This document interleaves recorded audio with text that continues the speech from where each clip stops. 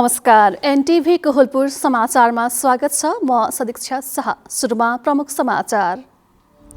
Corona संक्रमितको उपचार अवधिकै सरकारी अस्पतालमा मात्रै हुने पीसीआर परीक्षणको शुल्क समायोजन गरी 1000 रुपैयाँ कायम। दाङको तुलसीपुर उपमहानगरद्वारा स्मार्ट छोरी कार्यक्रम सुरु। बालिकाको माध्यमिक शिक्षा सुनिश्चित र बाल विवाह रोक्ने प्रयास। सुदूरपश्चिम प्रदेशको पहिलो गेटा मेडिकल कलेज निर्माणको अन्तिम चरणमा कुनै अवरोध नआई अबको 1 वर्षभित्र कलेज सञ्चालन हुने।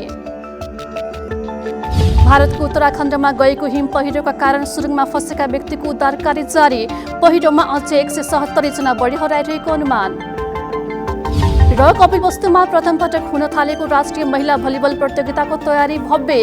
देशकै चर्चित 8 वटा खेल समूह सहभागी हुँदै।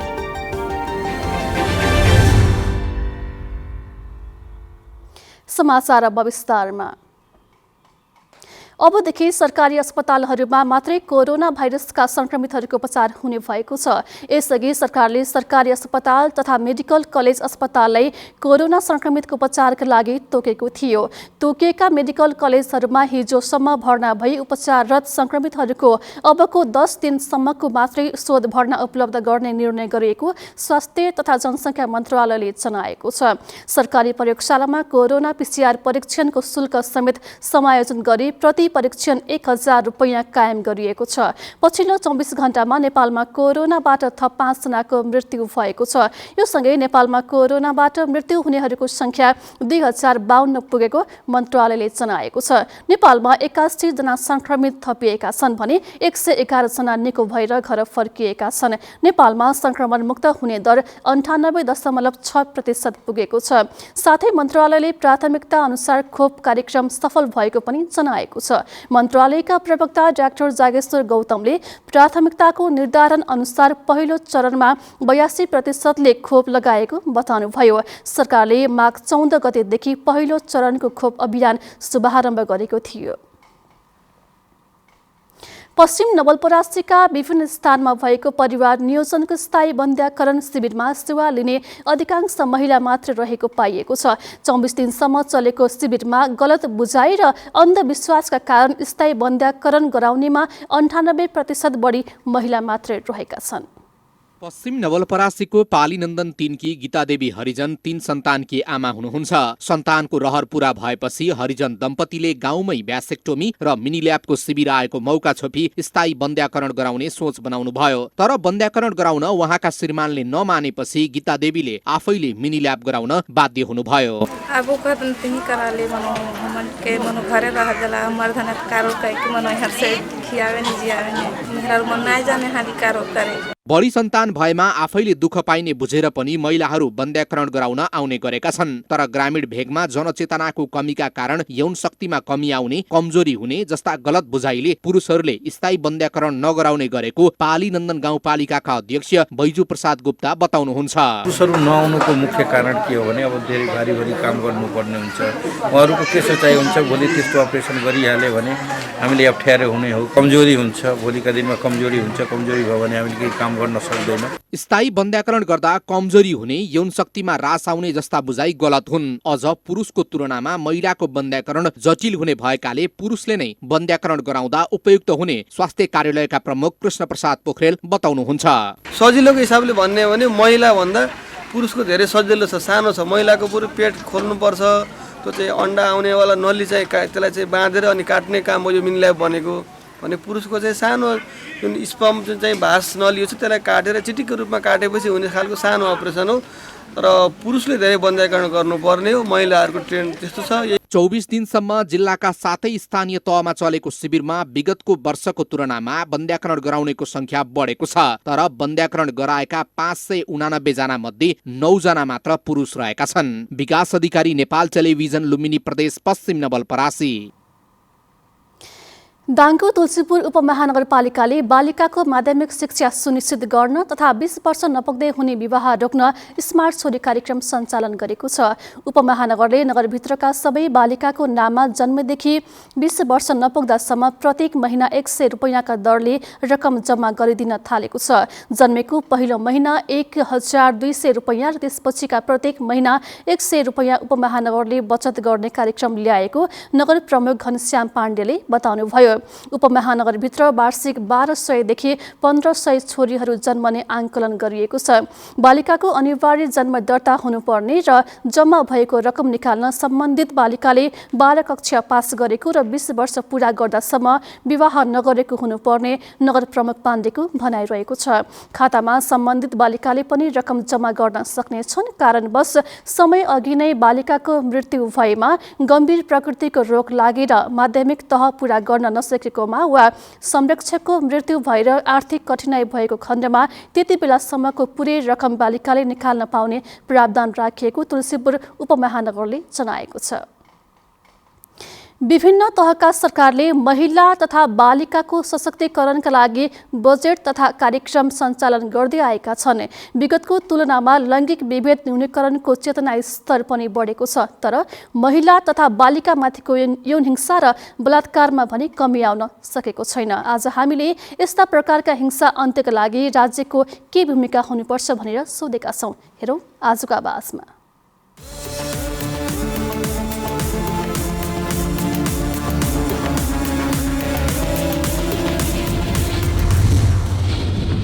चाहे ठुला बडा होस् चाहे साना होस्, न्याय सबैको लागि समान हुनुपर्छ। त्यो महिलाको परिवारलाई र महिलालाई न्याय दिनु आवश्यक छ। राज्य पक्षले अलिकति सुनवाई गरेर अलिकति अपराधीलाई पत्ता लगाएर कडाभन्दा कडा सजाय के दिन सकिन्छ त्यो चाहिँ दिनुपर्छ। यो खालको विकृति समाजमा बढ्दै गएको छ। त्यस्ता मान्छेहरू, त्यस्ता व्यक्तिहरूको मनोबल बढेको छ हैन। मान्छेलाई एउटा व्यवहारिक शिक्षा, मान्छेलाई एउटा नैतिकताको शिक्षा, नैतिक शिक्षा हैन अनि दिन जरुरी छ। यो विकृति रोक्नको लागि राज्यले कडाभन्दा कडा नियम बनाउनुपर्छ अनि जनचेतना कार्यक्रम चलाउनुपर्छ। टोल टोल गाउँ गाउँमा त्यस्तो खालको एउटा संरचना तयार गर्नुपर्छ। त्यस्ता युवाहरू जुन खालको विसङ्गतिमा लागेका युवाहरू छन्, मान्छेहरू छन्, तिनलाई एक ठाउँ जमघट गरेर छलफल चलाउनुपर्छ, सचेत गराउनुपर्छ। कानुनले मात्रै, नियमले मात्रै त्यसलाई नियन्त्रण गर्ने होइन, समाजका हरेक गतिविधिहरूले त्यसलाई नियन्त्रण गर्नुपर्छ। ती गतिविधिहरूमा हामी सबै सहभागी हुनुपर्छ। जसरी अहिले तपाईँले यो मिडिया मार्फत आम नेपालीका भावनाहरू बुझ्ने जुन कोसिस गर्नुभएको छ, त्यसरी नै हामी हाम्रा नवजवान युवाहरूलाई जो वयस्क 16 देखि 20-22 वर्षसम्मका उमेरका युवाहरूको उनीहरूको भावना बुझेर उनीहरूले गर्न उनीहरूको खास इन्ट्रेस्ट के हो, चाहना के हो, अथवा यो यौन शिक्षाका बारेमा उनीहरूलाई कति ज्ञान छ, त्यो सबै कुराहरू हामीले त्यहाँसम्म पुर्याउन सक्यौँ भने यो बिस्तारै हट्दै जान्छ। यसो राज्यले त गरेकै छ हैन, पहल नगरेको हो कि जस्तो लाग्छ मलाई। यत्रो घटना घटिरहेको छ, ठाउँमा घटेको छ हैन। केही त पहल त हुनुपर्छ। केही आवाज उठेको छैन के, आवाज उठेको छैन। अनि हामी यसै पीडित छौँ। अब त्यो पौजला मान्छेको त हैन, अब धरोटीमा छुटिहाल्छन्। अनि त्यो गरै छ कि त्यो पीडित भएको भइ छ। गार्जियनहरूले पनि आफ्ना बालबालिकाहरूलाई सचेत गराउने, यौन शिक्षाको चाहिँ जानकारी दिने र अहिले चाहिँ घरेलु हिंसा पनि भइरहेको, ठुला व्यक्तिहरूको पनि घरेलु हिंसाबाट पीडित भइरहेको समाचार सुन्न आइरहेको छ। यसतर्फ राज्य, समाज, हामी चाहिँ नागरिक समाज, जोसुकै भए पनि गृहिणी अनि अभिभावकहरू सबै चाहिँ समुदायहरू सचेत भएर राज्यका नीति निर्देशनहरूलाई कार्यान्वयनतर्फ झकझगाउन हामी पहल गऱ्यौँ भने र राज्यले कानुन बनाएर मात्रै हुँदैन, ती भइरहेका कानुनलाई पनि कडाइसँग कार्यान्वयन गरेमा यस्ता बलात्कार सम्बन्धी घटनाहरू रोकथाम न्यूनीकरण लागि टेवा पुग्ने मैले महसुस गरेको छु।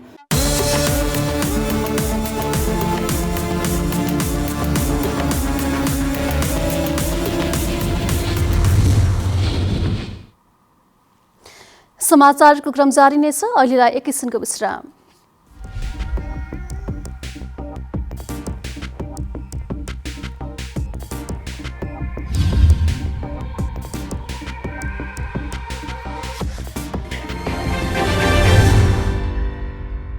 लामो समयसम्म हामी बन्दाबन्दी वा चाहिँ निषेधाज्ञा लागू गरेर चाहिँ सङ्क्रमण दरलाई नियन्त्रण गर्ने बाटोमा अगाडि बढ्न सक्ने अवस्था रहँदैन। आवश्यकताअनुसार हामी एरियाबन्दी गरेर चाहिँ ट्रेसिङको काम अगाडि बढाउनेछौँ। अन्यथा हामी आर्थिक क्रियाकलाप सँगसँगै महामारी विरुद्धको लडाइँ अगाडि बढाउनु पर्नेछ। त्यस अर्थमा सम्पूर्ण दाजुभाइ दिदीबहिनीहरूले सकेसम्म चाहिँ आवश्यकताभन्दा बढी गतिविधि मुभमेन्टहरू नगर्नका लागि म अनुरोध गर्न चाहन्छु।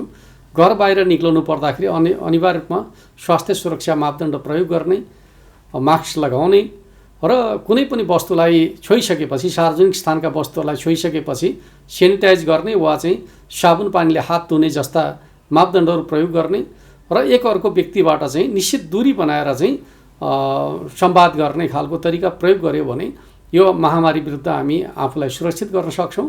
त्यो दिशामा सम्पूर्ण दाजुभाइ दिदीबहिनीहरूको सहयोग हुनेछ भन्ने विश्वास र अपेक्षाका साथ म हार्दिक अनुरोध गर्न चाहन्छु। जनचेतनाका लागि लुम्बिनी प्रदेश सरकार मुख्यमन्त्री तथा मन्त्री परिषदको कार्यालय रूपन्देही। विश्रामपछि समाचारमा पुनः स्वागत छ। अब बाँकी समाचार।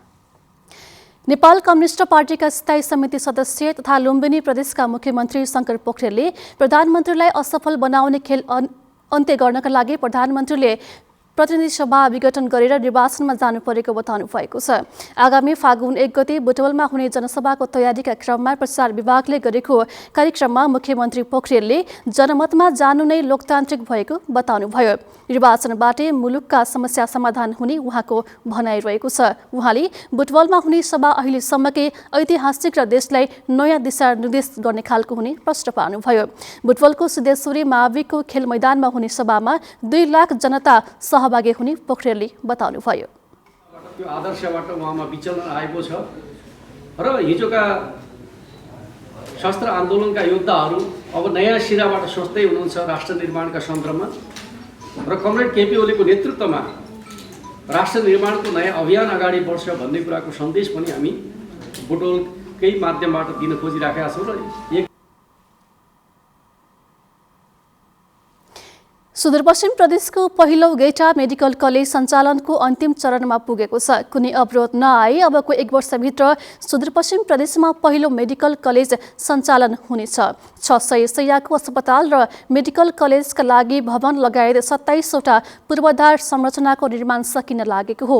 मेडिकल कलेज निर्माण परियोजनाका इन्जिनियर पवन रावलका अनुसार हालसम्म 4 अर्बका विभिन्न ठेक्का भई काम अन्तिम चरणमा पुगेको हो। अस्पताल, कलेज, प्रशासनिक भवन, निवास लगायत 7वटा प्याकेज अन्तर्गत भवन पूर्वाधार बनेका छन्। पर्खाल 5वटा निवास भवन, तटबन्धको पनि नयाँ टेन्डर भइसकेको निर्माण समितिका कार्यकारी निर्देशक भीम साउदले बताउनुभयो। विद्युतीय संरचना, खानेपानी, फोहोर व्यवस्थापन, आन्तरिक ढल निकास लगायत संरचना निर्माणको डिजाइन इस्टिमेट भइरहेको समितिले जनाएको छ। करिब 15 अर्ब खर्च हुने गरी तयार हुन थालेको गेटा मेडिकल कलेज सुदूरपश्चिमको स्वास्थ्य क्षेत्रका लागि कोसीढुङ्गा साबित हुने विश्वास लिएको छ। समान उद्देश्य सहित सञ्चालन भइरहेका कपिलवस्तुका सहकारीलाई मर्ज गर्न थालिएको छ। सहकारी एकीकरणपछि स्थानीयले ऋणका लागि बैंक धाउनुपर्ने बाध्यता हट्ने र छरिएको पुँजी एकीकृत हुने भएको छ।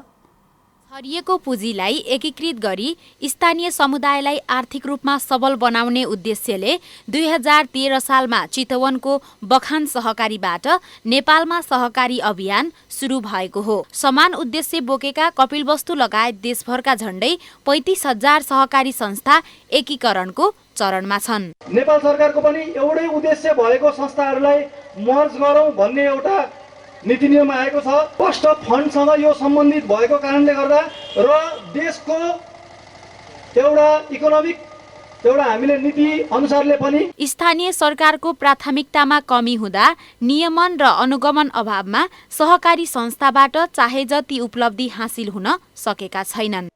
वडादेखि सङ्घीय सरकारसम्मले सहकारीको क्षेत्रमा प्रवर्धनात्मक काम गर्ने कुरामा ध्यान पुर्याएको चाहिँ छैन। बजेटको बहुत थोरै हिस्सा पैसा नहालिकन के काम हुन्छ? होइन बजेटको बहुत सानो हिस्सा नामका लागि मात्रै त्यो बाध्यात्मक अवस्था भएको कारणले मात्रै सरकारले कुनै कुराहरू अगाडि लिएर आएको छ। सहकारी संस्था एकीकरण भएपछि सबल र सक्षम संस्थाको निर्माण मात्र होइन, स्थानीयले सामान्य ऋणको लागि महिनौ बैंक धाउनुपर्ने बाध्यता हट्ने मात्र होइन, छरिएको पुँजी समेत सङ्कलन हुने भएको छ। शेयर धनीहरूको सम्पूर्ण आत्मबल र उहाँहरूको दैनिकी र उहाँहरूको जीवनयापन र उहाँहरूको व्यवसाय र उहाँहरूको जुन एउटा बचत गरेको एउटा रकम छ त्यसलाई व्यवस्थित किसिमबाट परिचालन गर्ने र त्यसको पारदर्शितालाई व्यवस्थापन गर्ने, एकका लागि सबै र सबैका लागि एक भन्ने सहकारी नारालाई आत्मसात गर्न पनि समान उद्देश्य बोकेका संस्थाको एकीकरण गर्नु आवश्यक छ। कमला घिमिरे, नेपाल टेलिभिजन, लुम्बिनी प्रदेश, कपिलवस्तु। दैलेखको 7वटै स्थानीय तहमा सामुदायिक ग्रामीण विद्युतीकरण कार्यक्रम अन्तर्गत 1 वर्षभित्र 12,000 घरधुरीमा विद्युत सेवा विस्तार गरिने भएको छ। संघीय सरकारको 90% र स्थानीय तहको 10% लगानीमा विद्युतीकरण गर्न लागि हो, जसमा स्थानीय तहहरूले करिब 60 करोड रुपियाँ लगानी गरेका छन्। कोरोना महामारीका कारण पछि धकेलिएको कार्यक्रम अहिले 7वटै स्थानीय तहका सबै ओडामा विद्युत पुर्याउने गरी निर्माणको काम भइरहेको छ। 2054 जेठदेखि सदरमुकाममा राष्ट्रिय प्रसारण लाइन पुगे पनि अन्य स्थानीय तहमा विद्युत सुविधा पुगेको थिएन। भर्खरै डुङ्गेश्वर गाउँपालिका 2 मा राष्ट्रिय प्रसारण लाइन जोडिएपछि 700 घरमा बिजुली बलेको छ। गुराँस गाउँपालिकाका अध्यक्ष खेमराज ओलीले 1 वर्षभित्रै 4,000 घरधुरीमा बिजुली पुर्याउने बताउनुभयो। राष्ट्रिय प्रसारण लाइन नपुगेका ठाउँमा कार्यक्रम केन्द्रित गरिएको चामुण्डा बिन्द्रासही नगरपालिकाले 60% काम सकिएको समेत जनाएको छ।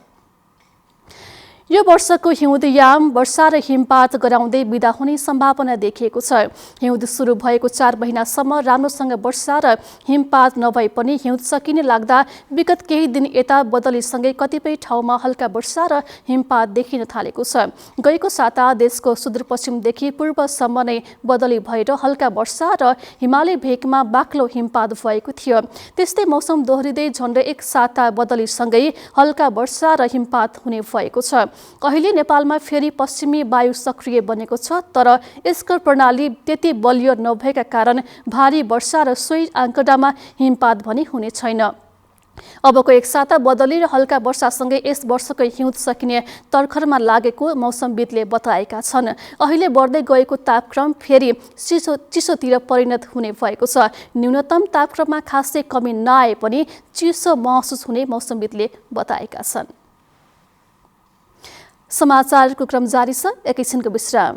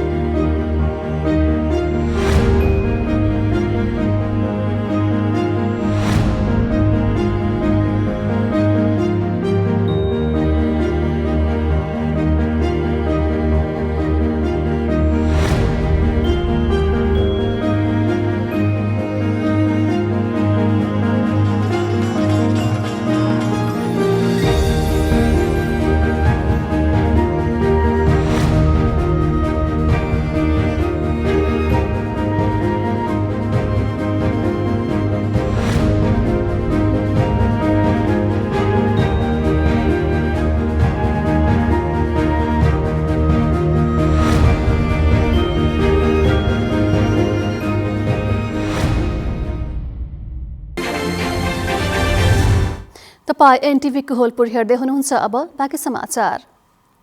लुम्बिनी प्रदेशको भूमि व्यवस्था कृषि तथा सहकारी मन्त्री आरती पौडेलले प्रदेशमा विद्यमान भूमि समस्या सबै एकमुष्ट रूपमा समाधान हुने बताउनु भएको छ। राष्ट्रिय भूमि सम्बन्धी समस्या समाधान आयोगले काम सुरु गरेको बताउँदै मन्त्री पौडेलले भूमिका विषयमा देखिएका सबै समस्याहरू अब समाधान हुने बताउनुभयो। भूमि सम्बन्धी समस्या समाधान आयोगको जिल्ला समिति बाँकेको कार्यालय उद्घाटन गर्दै मन्त्री पौडेलले जनतालाई भूमिको मालिक बनाउने सरकारको उद्देश्य अब पूरा हुने बताउनुभयो। बाँके जिल्लामा कार्यालयबाट सुकुम्बासीको मात्र नभई भूमि सम्बन्धी सबै समस्या एकैपटक समाधान गर्ने गरी जनताको घर दैलोमा नै लगत सङ्कलनको कार्य सुरु भएको मन्त्री पौडेलले बताउनुभयो। नवलपरासीको बर्दघाट नगरपालिकाले आफ्नो 7औं नगरसभाबाट नगर शिक्षा ऐन 2077 र सार्वजनिक निजी साझेदारी सम्बन्धमा व्यवस्था गर्न बनेको विधेयक पारित गरेको छ। नगरले आवश्यक तयारी पूरा गर्न नसकिएकाले 2078 ज्येष्ठ 30 भित्र कार्यक्रम पूरा गर्ने गरी बालमैत्री नगर घोषणा गर्ने निर्णय गरेको छ। विगत 3.5 वर्षको अवधिमा नगरले सम्पादन गरेका विषयहरू संक्षिप्त जानकारी गराइएको थियो।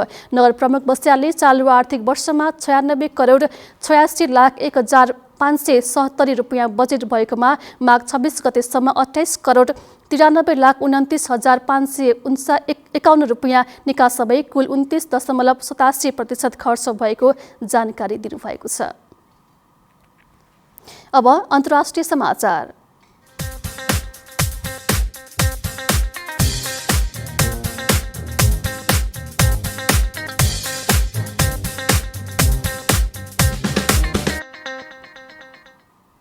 भारतको उत्तराखण्डमा गत आइतबार गएको हिम पहिरोका कारण विद्युत गृहको सुरुङमा फँसेका व्यक्तिहरूको उद्धारका लागि सुरुङमा पुवाल पारेर उद्धारको प्रयास जारी राखिएको छ। उत्तरी भारतको उत्तराखण्डको तपोवनमा भएको क्षतिग्रस्त जलविद्युत प्लान्टमा आइतबारदेखि नै श्रमिकहरूले रात दिन ढुङ्गा र माटो सफा गर्दै आएका छन्। दिउँसोसम्म हिम पहिरोमा परेका 34 जनाको शव भेटिएको छ। हिम पहिरोका कारण अन्य 170 भन्दा बढी हराइरहेको अधिकारीले जानकारी दिएका छन्। बेपत्ता भएका अधिकांश व्यक्ति विद्युत गृहमा कार्यरत मजदुर रहेका छन्। मृतक तथा बेपत्ता भएका भारतको उत्तराखण्ड, उत्तर प्रदेश, पश्चिम बङ्गाल, बिहार, झारखण्डका रहेको जनाइएको छ।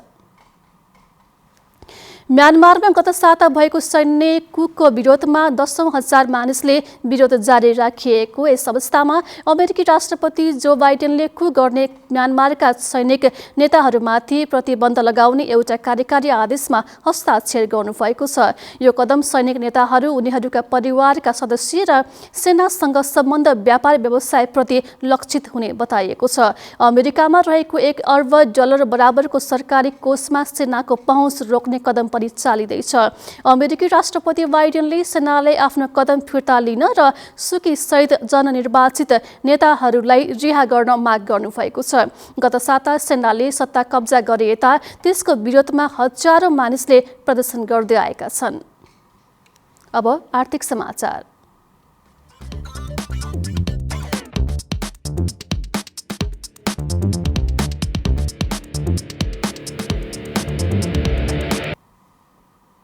आज नेपाली बजारमा सुन चाँदीको मूल्य ओह्रालो लागेको छ। हिजो 91,900 रुपियाँमा कारोबार भएको छापावाल सुनको मूल्य आजका लागि 91,500 रुपियाँमा कारोबार भएको नेपाल सुन चाँदी व्यवसायी महासंघले जनाएको छ। यस्तै तेजाबी सुनको मूल्य आजका लागि 91,000 रुपियाँ कायम भएको छ। चाँदीको मूल्य पनि तोलामा 25 रुपियाँले घटेको छ। हिजो 1,340 रुपियाँमा कारोबार भएको चाँदीको मूल्य आज 1,315 रुपियाँमा कारोबार भएको छ। अब खेलकुद समाचार।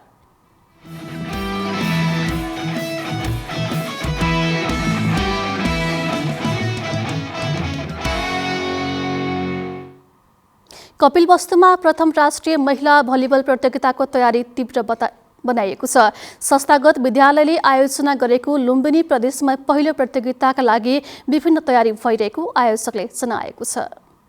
कपिलवस्तुमा प्रथम पटक राष्ट्रिय महिला भलिबल प्रतियोगिता हुने भएको छ।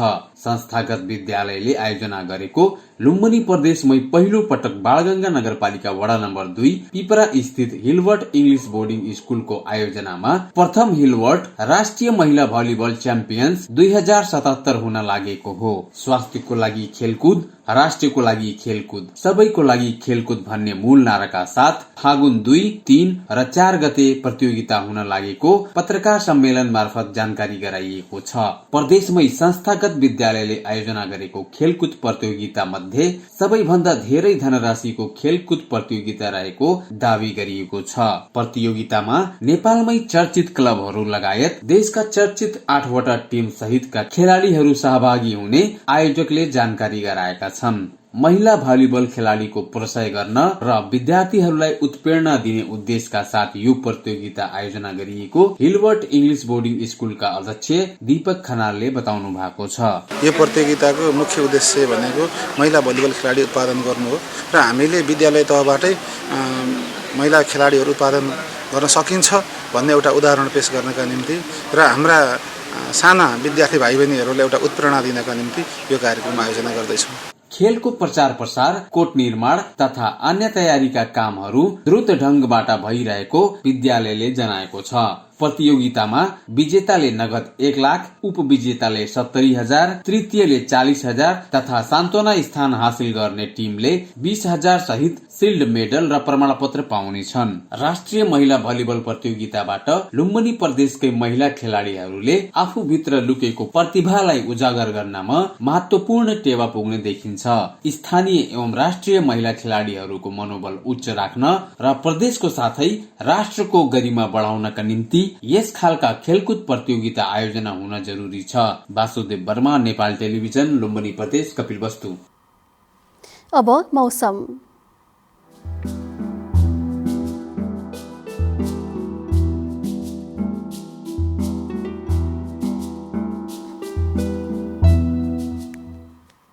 देशको पहाडी भूभागमा आंशिक बदली रहेको छ भने बाँकी भूभागमा मौसम सामान्यतया सफा रहेको छ। आज राति सबै प्रदेशमा आंशिक बदली रहनेछ भने उच्च पहाडी तथा हिमाली भूभागका 1-2 स्थानहरूमा हल्का हिमपातको सम्भावना रहेको छ। अब मौसम सम्बन्धी थप विवरण।